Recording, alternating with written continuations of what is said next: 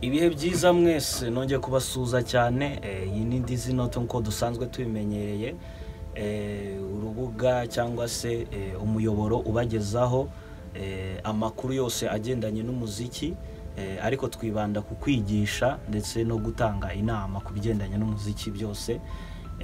Ndagira ngo rero uyu munsi turebere hamwe ibyo tumaze igihe twiga, hanyuma tubihuze bibashe kuba byakora ikintu kizima. Yes, twize iyi G, twiga iyi E minor chord, twiga the C major chord, twiga D major chord. Tugiye kuzifata noneho zose tuzihurize hamwe.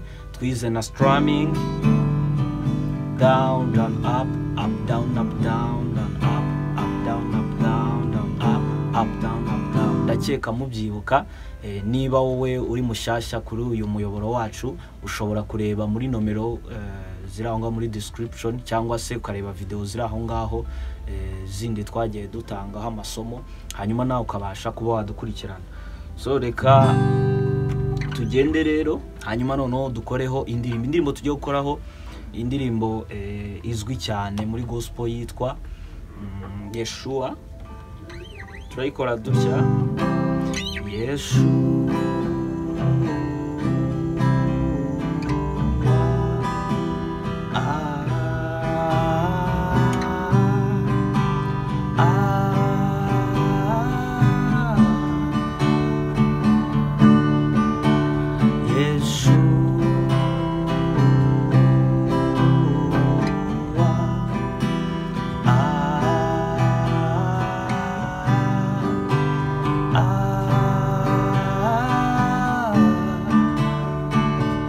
one more time. Yeshua,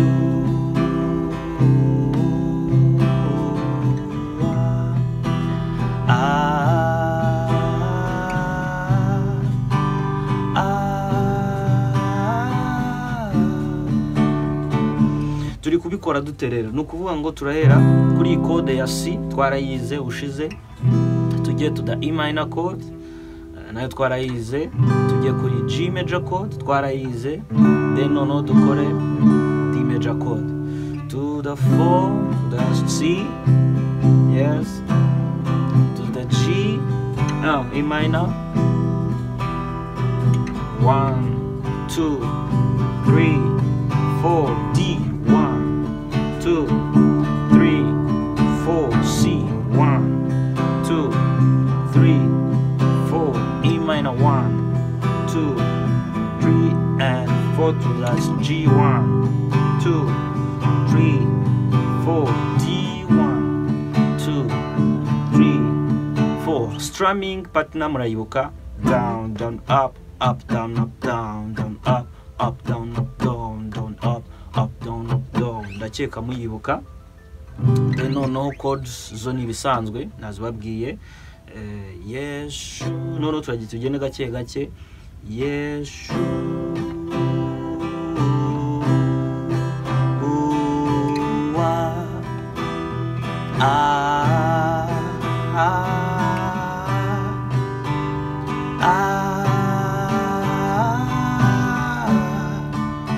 up down up down down up. Yeshu, see.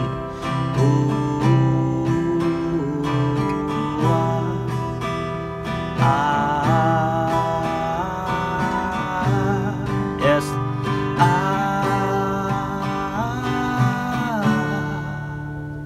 Beautiful, beautiful, beautiful. Murakomeza mubikore uko nguko, mubyitoze cyane.